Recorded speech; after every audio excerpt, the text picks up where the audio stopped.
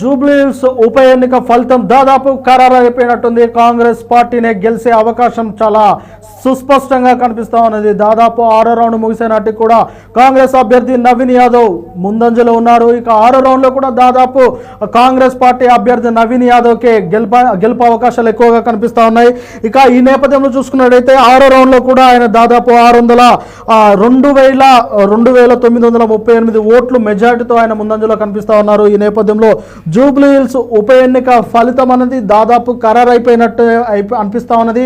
ఇక జూబ్లీహిల్స్ కంచుకోటగా ఉన్న బీఆర్ఎస్ ను కూలదోసే ప్రయత్నంలో కాంగ్రెస్ పార్టీ విజయం సాధించిందని చెప్పవచ్చు.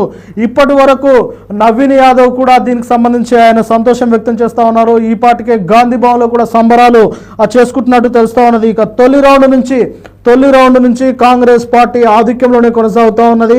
ఇక 3వ రౌండ్లో కాస్త వెనకడుగు వేసినప్పటికీ, అంటే 201 ఓట్ల మెజారిటీ బీఆర్ఎస్ కనిపించినప్పటికీ, ఇక తర్వాత రౌండ్లో కూడా విపరీతమైన మెజారిటీతోనే కాంగ్రెస్ పార్టీ దూసుకెళ్తా ఉన్నది. ఇక మొదటి రౌండ్లో దాదాపు 62 ఓట్ల మెజారిటీ కనిపించింది. 2వ రౌండ్లో 2,995 మెజారిటీ కనిపించింది. అలాగే 4వ రౌండ్ వచ్చేసరికి ఇక దాదాపు 3,547 మెజారిటీ కనిపించింది. ఇలా మొత్తం మీద ఇప్పటికే ఆయన 13,000 మెజారిటీ అయితే దాటిపోయారని చెప్పవచ్చు. ఇప్పటికే 15,589 మెజారిటీతో ఆయన కొనసాగుతున్నట్టు తెలుస్తూ ఉన్నది. ఇక మొత్తం మీద 6 రౌండ్లు ముగిసే నాటికి మెజారిటీ 15,000 దాటింది. కాబట్టి ఇక ఈ 6 అంటే ఇంకా మిగిలిన 4 రౌండ్లు మాత్రమే ఉన్నాయి. 4 రౌండ్లు చూసుకున్నప్పటికీ 20,000 మెజారిటీ అనేది స్పష్టంగా కనిపిస్తూ ఉన్నది. ఇప్పటికే కాంగ్రెస్ శ్రేణుల్లో ఇక అంటే కాంగ్రెస్ శ్రేణుల్లో అయితే ఒక విషయం నిశ్చయం అయిపోయింది. కాంగ్రెస్ అభ్యర్థి నవీన్ యాదవ్ గెలుపు అనేది కన్ఫర్మ్ అయిపోయింది. ఇప్పటి వరకు ఇక నవీన్ యాదవ్ గెలుస్తారా లేరా అన్న అనుమానితులు కూడా ఇక 6వ రౌండ్ వచ్చేసరికి పూర్తిగా నవీన్ గెలుపు అనేది ఖాయమైపోయింది అన్నట్టుగా మాట్లాడుతూ ఉన్నారు. ఇక బీఆర్ఎస్ అభ్యర్థి మాగంటి సునీత అయితే ప్రస్తుతము నవీన్ యాదవ్ కన్నా 15,000 ఓట్ల వెనుకడుగలో ఉన్నారు. ఇక 4 రౌండ్లలో ఎంత పోరాడినా ఇంకా 4 రౌండ్లలో దాదాపు 2-3 వేల మెజారిటీతో వచ్చినా కానీ 15,000 మెజారిటీని అనేది దాటే పరిస్థితి కనిపించట్లేదు. కాబట్టి దాదాపు నవీన్ యాదవ్దే జూబ్లీహిల్స్ గడ్డ అనేది అయితే చాలా క్లియర్గా అర్థమైపోయింది. ఇక జూబ్లీహిల్స్ గడ్డపై కాంగ్రెస్ జెండా ఎగరబోతుంది. దీనికి సంబంధించిన సంబరాలు కూడా గాంధీ భవన్లో ఈ పాటికే స్టార్ట్ అయ్యాయని చెప్పవచ్చు. గాంధీ భవన్లో ఈ పాటికే కాంగ్రెస్ శ్రేణులు, కాంగ్రెస్ కార్యకర్తలు పెద్ద ఎత్తున సంబరాలు చేసుకుంటా ఉన్నారు. ఇక జూబ్లీహిల్స్ నేపథ్యంలో జూబ్లీహిల్స్ నియోజకవర్గంలో అయితే ఎలాంటి జులుంలు చేయొద్దని చెప్పేసి అధికారులు అయితే చెప్పారు. కానీ ఇప్పుడున్న మోకా చూస్తుంటే, ఆ పరిస్థితి చూస్తుంటే కానీ కాంగ్రెస్ కార్యకర్తలు కానీ కాంగ్రెస్ శ్రేణులు కానీ వాళ్ళు వినే పరిస్థితి అయితే కనిపించట్లేదు. ఖచ్చితంగా పెద్ద ఎత్తున సంబరాలు చేసుకునే పరిస్థితి కనిపిస్తూ ఉన్నది. ఇక మెజారిటీ ఎంత అనేది అయితే అందరిలో ఒక ఆసక్తి అనేది చాలా పెద్ద మొత్తంలో ఆసక్తి అనేది కనబడుతూ ఉన్నది. ఎందుకంటే చాలా వరకు ఎగ్జిట్ పోల్స్ అయితే దాదాపు 2-3% మెజారిటీగా ఉంటాయి అని చెప్పారు. ఎందుకంటే 8-9 వేల మెజారిటీ మాత్రమే వచ్చే అవకాశం ఉంటుందని చెప్పేసి అన్ని ఎగ్జిట్ పోల్స్ అయితే చెప్పుకుంటూ వచ్చాయి. కానీ ప్రస్తుత పరిస్థితుల దృష్ట్యా ఆయన మెజారిటీ మాత్రం దాదాపు 30,000కు వెళ్ళినా ఆశ్చర్యపోవాల్సిన అవసరం లేదు అనేది అయితే చాలా క్లియర్గా అర్థమవుతుంది. ఇప్పటివరకు అయితే 15,800 పైన మెజారిటీ కనిపిస్తుంది. ఇక 4 రౌండ్లలో ఆయన మెజారిటీ దాదాపు 20,000-25,000 మెజారిటీ వచ్చే అవకాశం అయితే కనిపిస్తూ ఉన్నది. ఏది ఏమైనప్పటికీ కాంగ్రెస్ అనేది ఇక గెలుపు వైపుగా దూసుకెళ్తా ఉన్నది. బీఆర్ఎస్ పార్టీ డీలా పడిపోయింది, కార్ పార్టీ డీలా పడిపోయింది. కాంగ్రెస్ శ్రేణుల్లో కూడా ఆ నిరుత్సాహం కనిపిస్తూ ఉన్నది. కాంగ్రెస్ శ్రేణులు కానీ కాంగ్రెస్ కార్యకర్తలు కానీ ఇక అంతా చాలా వరకు నెమ్మదించారు. ఇక కాంగ్రెస్ కార్యకర్తలదే ఇప్పుడు జోరు కనిపిస్తూ ఉన్నది. కాంగ్రెస్ పార్టీ అభ్యర్థి నవీన్ యాదవ్ సైతం మీడియాకు ఇదే ఉత్సాహంతో అంతే ఉత్సాహంతో చెప్తున్నారు, మంచి మెజారిటీతోనే గెలుస్తాము, జూబ్లీహిల్స్ ప్రజలు తమ వైపే ఉన్నారు అని చెప్పేసి ఆయన అయితే మాట్లాడుతూ ఉన్నారు. ఇక 4 రౌండ్లు మాత్రం ఇంకా మిగిలి ఉంది. 4 రౌండ్లలో ఎంత మెజారిటీ వచ్చేది అనేది ఇంకా స్పష్టంగా రాలేదు. కాబట్టి ఇంకా 4 రౌండ్లు మాత్రం పూర్తయ్యే నాటికి కాంగ్రెస్ పార్టీ ఎంత మెజారిటీతో గెలిచింది అనేది అయితే తేటా తెల్లం కానుంది. మొత్తం మీద జూబ్లీహిల్స్ ఉప ఎన్నిక ఎంతో ఉత్కంఠంగా సాగిన జూబ్లీహిల్స్ ఉప ఎన్నికకు ఈరోజు ఫలితాలతో తెరపడిపోయింది అని చెప్పవచ్చు. జూబ్లీహిల్స్ ఉప ఎన్నిక అనేది పోటాపోటీగా సాగింది. బీఆర్ఎస్ వర్సెస్ కాంగ్రెస్గా సాగిన ఈ ఉప ఎన్నిక 5 రౌండ్ల వరకు కాంగ్రెస్ పార్టీకి బీఆర్ఎస్ పార్టీ గట్టి పోటీనే ఇచ్చింది. కానీ 6వ రౌండ్కు వచ్చేసరికి ఇక పూర్తిగా డీలా పడిపోయిందని చెప్పవచ్చు. 15,000 మెజారిటీ ఇప్పటికే కొనసాగుతున్నారు అంటే అది తక్కువేం కాదు. 15,000 మెజారిటీతో నవీన్ యాదవ్ ముందుకెళ్తున్నారంటే ఇక గెలుపు అనేది దాదాపు ఖరారైపోయినట్టే. ఇక అందుకే గాంధీ భవన్లో కూడా సంబరాలు చేసుకుంటున్నారు.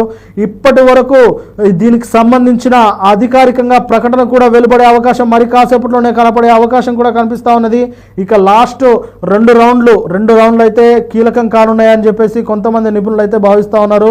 ఈ 4 రౌండ్లలో ఎక్కువగా మెజారిటీ వచ్చే అవకాశం బీఆర్ఎస్కి కనబడుతుందన్నది కూడా కొంతమంది విశ్లేషకులు భావిస్తూ ఉన్నారు.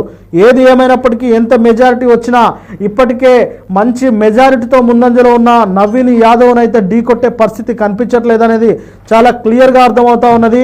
చూడాలి మరి ఈ 4 రౌండ్లలో ఏదైనా మ్యాజిక్ జరుగుతుందా? మ్యాజిక్ అంటే అది అలాంటి మ్యాజిక్ కాదు, ఒక సర్ప్రైజ్ లాంటి మ్యాజిక్ జరిగితే తప్ప నవీన్ యాదవ్ గెలుపును అడ్డుకోలేని పరిస్థితి అయితే కనిపిస్తూ ఉన్నది. నవీన్ యాదవ్ గెలుపు అనేది దాదాపు ఖరారైపోయినట్టే. ఇప్పటికే కాంగ్రెస్ కార్యకర్తలు కాంగ్రెస్ శ్రేణులు కూడా సంబరాలు చేసుకుంటా ఉన్నారు. ఇక బీఆర్ఎస్ పార్టీ కూడా సైలెంట్ అయిపోయింది. బీఆర్ఎస్ జెండా గత 3 పర్యాయాలుగా జూబ్లీహిల్స్ అడ్డపై బీఆర్ఎస్ జెండా ఎగురుతూ వచ్చింది. ఇప్పుడు నవీన్ యాదవ్ రూపంలో బీఆర్ఎస్ జెండా కిందికి దిగింది. కాంగ్రెస్ జెండా అనేది ఇప్పుడు రెపరెపలాడబోతుంది. అందరూ కాంగ్రెస్ శ్రేణులు చెప్పినట్టు మువ్వనల జెండా జూబ్లీహిల్స్ గడ్డపై ఎగరబోతుంది అని చెప్పేసి అందరైతే చెప్పుకుంటూ వచ్చారు. అదే నిజమైపోయింది. కాంగ్రెస్ కార్యకర్తలు అయితే విస్తృతంగా ప్రచారం చేశారు. జూబ్లీహిల్స్ గడ్డ, జూబ్లీహిల్స్ ప్రజానికం మొత్తం నవీన్ యాదవ్ వైపే ఉన్నారు, అధికార పార్టీ వైపే ఉన్నారు. అయితే ఇక్కడ ఆయనకున్న అడ్వాంటేజ్లు కూడా ఒకసారి మనం చర్చించుకోవాలి. కాంగ్రెస్ పార్టీ అధికారంలో ఉండడమే నవీన్ యాదవ్కు అతిపెద్ద అడ్వాంటేజ్గా అందరూ అభివర్ణిస్తూ ఉన్నారు. ఎందుకంటే 2 సంవత్సరాలు కాంగ్రెస్ పార్టీ పరిపాలించింది, మరొక 3 సంవత్సరాలు కాంగ్రెస్ పార్టీనే అధికారంలోకి ఉంటుంది. కాంగ్రెస్ పార్టీ బైపోలింగ్ నేపథ్యంలో కాంగ్రెస్ పార్టీ 200 కోట్లకు సంబంధించిన అభివృద్ధి కార్యక్రమాలను కూడా జూబ్లీహిల్స్ నియోజకవర్గంలో చేపట్టింది. కాబట్టి రానున్న 3 సంవత్సరాల్లో మరింత అభివృద్ధి చెందుతుంది అని చెప్పేసే జూబ్లీహిల్స్ ఓటర్ ప్రజానికం మొత్తం నవీన్ యాదవ్కే మొగ్గు చూపినట్టుగా చాలా క్లియర్గా అర్థమవుతా ఉన్నది. అయితే ఇక్కడ మరొక విషయం ఏంటంటే బీజేపీ అభ్యర్థి లంకల దీపక్ రెడ్డి మాత్రం తన స్థానాన్ని కాపాడుకోలేకపోయాడు. 2023 అసెంబ్లీ ఎన్నికల్లో భాగంగా బీజేపీ టికెట్పై లంకల దీపక్ రెడ్డి పోటీ చేశారు. అప్పుడు దాదాపు 26,000 ఓట్లు ఆయన కైవసం చేసుకున్నారు. అంతటి ఒక ప్రవాహంలోనే 26,000 ఓట్లను సాధించారు. అంటే ఇక మీదట ఆయన 26 ఓట్లకు పైగానే ఆయనకు ఈ ఎన్నికల్లో పోలయ్యే అవకాశం కనిపిస్తుందని అందరూ మాట్లాడుకున్నారు, అందరూ చర్చించుకున్నారు. కానీ కొంతమంది రాజకీయ నిపుణులు మాత్రం అసలు జూబ్లీహిల్స్ నియోజకవర్గంలో బీజేపీ పార్టీకి ఇక మెజారిటీ పక్కన పెడితే అసలు డిపాజిటే రాదు అని చెప్పేసి చాలామంది వాదించారు. అన్నట్టుగానే బీజేపీకి డిపాజిట్ వచ్చే పరిస్థితి కూడా కనిపించట్లేని ఆ సిచ్యువేషన్ అయితే మనం క్లియర్గా చూస్తూ ఉన్నాము. అంటే గతంలో అభ్యర్థి లంకల దీపక్ రెడ్డి, ఇప్పుడు అభ్యర్థి లంకల దీపక్ రెడ్డి. కానీ కాంగ్రెస్ పార్టీ మాత్రం అలా కాదు. గతంలో అజరుద్దీన్కి టికెట్ ఇచ్చింది, ఇప్పుడు నవీన్ యాదవ్కి టికెట్ ఇచ్చింది.